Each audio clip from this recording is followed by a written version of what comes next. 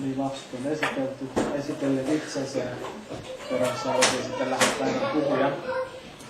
So children have introduced themselves and it's our time to introduce the speaker for today. Eli,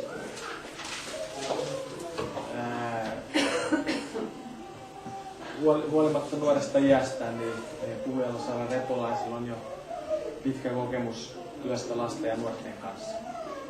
Despite her young age, Sara Repolainen has a long experience to work with children and young people. For example, she's one of the founding members of the Dove Scouts, Boy Scouts and Girl Guides troop. Eli sanoin, että esimerkiksi hän oli yksi Kylkkypartiolippukunnan perustajajäsenistä. Ja ennen kuin hän ryhtyi päätoimisesti työskentelemään tämän päiväkerran Tähtitarhan kanssa, niin hän on opiskellut suomen kieltä ja kirjallisuutta Helsingin yliopistossa. Taking full-time occupation in the Tähtitarha children care, Sara has studied Finnish language and literature in the University of Helsinki. Ja kirjallisuus on myös Saran vapaa-ajan mielenkiinnon aihe. Ei pelkästään lukijana, vaan myös kirjoittajana, eli hän on tämmöinen harrastaa sotujen kirjoittamista. Ja tällä hetkellä VSO on yhden hänen saduistaan niin varannut julkaistavaksi tämmöisessä kirjassa, joka on lähiaikana ilmestymässä.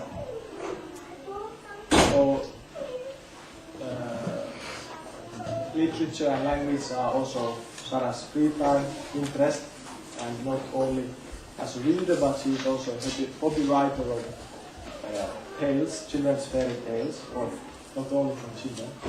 Good fairy tales give something for everybody, as she might have. And one of her tales has been recently taken up by VSOY, which is one of the major publishing companies in Finland, in order to publish her tale in a book, which will come out soon.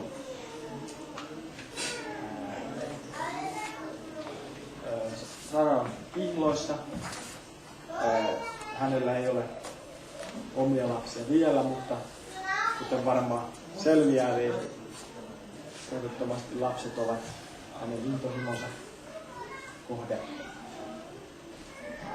She's engaged, has no children of her own yet, but as you will soon hear, children definitely are her passion.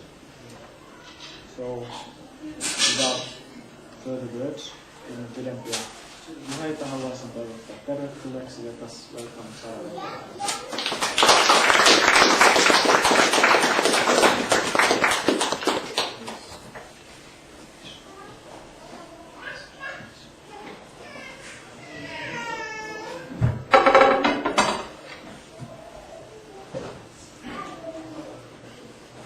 Kaikki hauska, että olette päässeet paikalle ja mukava päästä kertomaan teille kaikkea, mitä me ollaan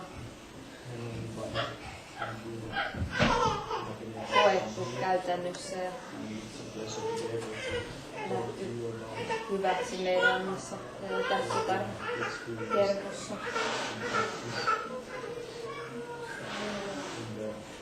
Suomessa yleensä lasten koulutuksessa siinä painotetaan enemmän sitä tiedollista kehitystä.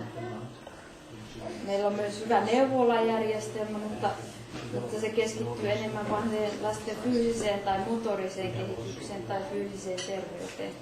Mutta toinen puoli, eli lasten tunnekasvatus ja ihmisen henkinen kehitys, niin se on jäänyt kokonaan huomiotta. Tämän seurauksena koulussa näkyy, että lapsilla on psyykkisiä häiriöitä ja kiusaamista ja kaikenlaisia ihmissuhdeongelmia ja koulussa on huono oppimisilmapiiri.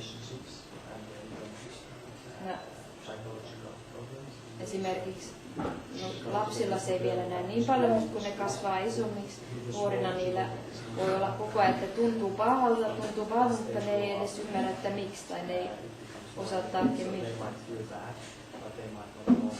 saada selville, että mikä se on. Ja sitten tuntuu pahalta, ne yrittää jotenkin sitä purkaa tai selvittää, mutta sitten niillä ei ole mitään tapoja, niin se näkyy.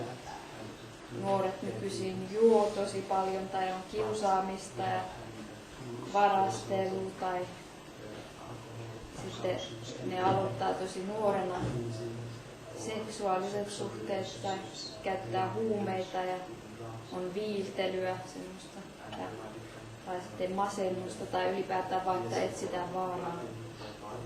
Tai sitten voi olla, että on kokonaan välinpitämätön ja tunteeton.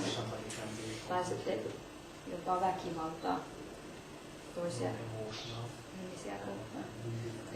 Jos nuorella on kaikki kunnossa, niin ei tarvitse etsiä semmoisia asioita, koska se ilo ja tasapainoinen tunneilma tulee jostain muusta. Jos nuori tietää, että mikä hänen tunne on ja miksi tuntuu siltä ja osaa käsitellä niitä, osaa selvittää vaikeuksia ja ristiriitoja, niin sitten tämmöisiä ongelmia ei tule.